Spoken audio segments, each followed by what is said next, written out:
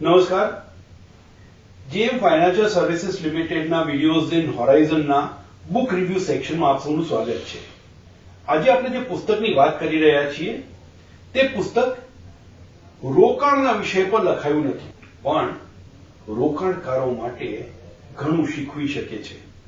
આ પુસ્તકની લેખિકા અનુ વૈદ્યનાથન એ ભારત દેશની સર્વપ્રથમ આયર્નમેન અને અલ્ટ્રામેન ટ્રાયથ્લીટ છે. આયર્નમેન, અલ્ટ્રામેન પણ લેખિકા છે. હવે આ આયર્નમેન અને અલ્ટ્રામેન એટલે શું? આ બંને એ રેસના નામ છે અને આ રેસમાં 3 અલગ અલગ પ્રકારની રેસનો સમન્વય થાય છે.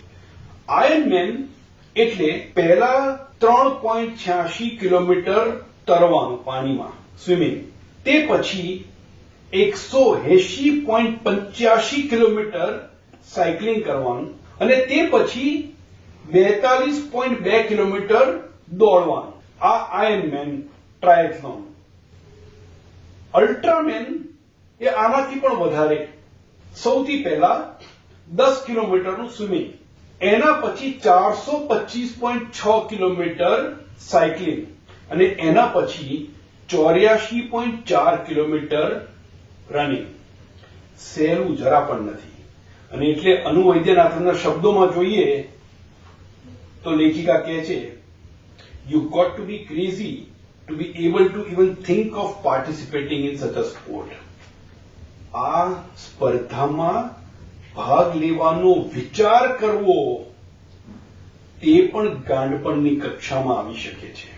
હવે આને જો વિચાર કરવાને ગાંડપણ કહેવાતું હોય તો જે સ્પર્ધામાં ભાગ લે તેને કેટલી હિંમત કે તાકાતની જરૂર પડે.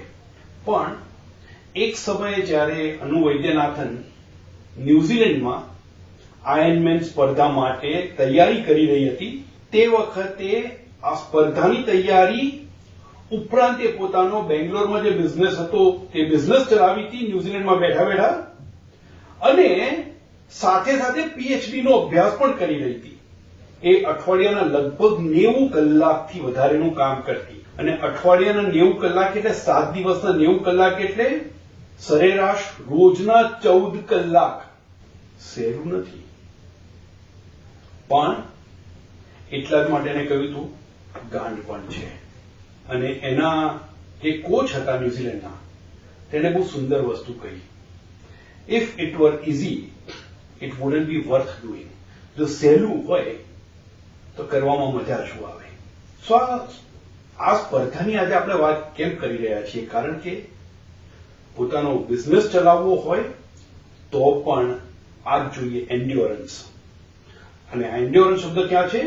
પુસ્તકના શીર્ષકમાં, anywhere but home, adventures in endurance. પોતાનો બિઝનેસ ચલાવવો હોય તો એન્ડ્યોરન્સ જોઈએ. કઈ પણ મોટી સફળતા પ્રાપ્ત કરવી હોય તો એન્ડ્યોરન્સ જોઈએ. અને રોકાણકારોએ પોતાના ફાઇનાન્શિયલ ગોલ્સ અચીવ કરવા હોય તો પણ એન્ડ્યોરન્સ જોઈએ. આ એનીવેર બટ હોમ લખનારી અનુ વૈદ્યનાથન બેંગ્લોરમાં રહે છે, પણ આ સ્પર્ધાઓને કારણે મોટાભાગનો સમય ઘરથી બહાર પસાર કરવો પડે. અને ઘરમાં પણ જ્યાં રહે ત્યારે સમાજના જે નિયમો બનાવેલા હોય તેનાથી અલગ રીતે વર્તન કરેલું. આખા પુસ્તકમાં મને જે પર્સનલી સૌથી વધારે પસંદ આવ્યું તે જો વાક્ય હવે વાંચીને સંભળાવું. લેખિકા લખે છે, I hope our child will some day see the value in dreaming, pursuing goals that are meaningful without flash bulbs, trophies, flowers or wine, and that he will understand the nature of persistence. ક્યારેક એવો દિવસ આવશે કે જ્યારે મારા બાળકને સમજ પડશે કે જે ગોલ્સ મીનિંગફુલ હોય, જે લક્ષ્ય મીનિંગફુલ હોય તેને પ્રાપ્ત કરવા માટે, અને પ્રાપ્ત કર્યા પછી નથી આપણને કોઈ ઇનામ મળવાના, ત્યાં કોઈ ફોટોગ્રાફરોની લાઈન નહીં લાગી આપણા ફોટો ક્લિક કરવા, તાળીઓ પાડવા માટે કોઈ લોકો નહીં ઉભા હોય, એક ફૂલ આપવા માટે પણ કોઈ ઉભું નહીં હોય. અને ત્યારે એને ખબર પડશે કે જીવન શું છે. સામાન્ય રોકાણકારની જિંદગીમાં પોતાના અથવા પોતાના કુટુંબ માટેના ફાઇનાન્શિયલ ગોલ્સ અચીવ કરવાની જ્યારે પ્રક્રિયા શરૂ કરે ત્યારે લગભગ આવું જ હિસાબ હોય છે. એ ગોલ અચીવ કરવાથી પોતાની અથવા કુટુંબની જિંદગી માટે ખૂબ મહત્વની વાત થાય છે, પણ દુનિયાને કોઈ ફેર નથી પડતો. ત્યારે કોઈ તાળી પાડવા તૈયાર નથી, ત્યારે કોઈ વાવા કરવાનું આવવાનું નથી. જે સફળતાની ખુશી મળે છે તે પ્રાઇસલેસ છે.